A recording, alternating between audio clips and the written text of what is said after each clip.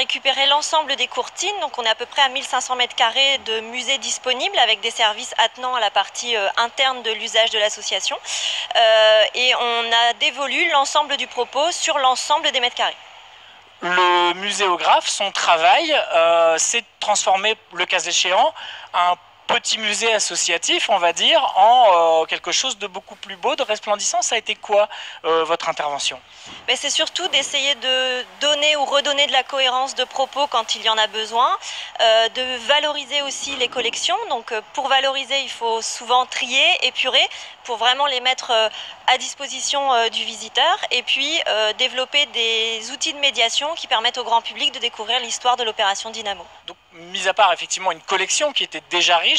Donc là, il y a une cohérence d'ensemble sur un design scénographique et on a développé une symbolique autour de la jetée, un élément fort de l'opération Dynamo et qui vient créer une sorte de ligne fil rouge portant l'ensemble des dispositifs muséographiques et permettant aux gens aussi de s'asseoir et de découvrir les collections.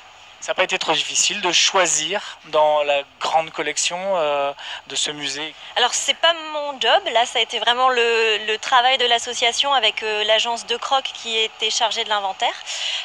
Je pense que pour eux ça a été difficile. Aujourd'hui les dispositifs permettent une rotation des objets, donc dans 6 mois, dans 1 an, les vitrines pourraient trouver d'autres objets valorisés et du coup permettre de découvrir l'amplitude au fur et à mesure de la collection.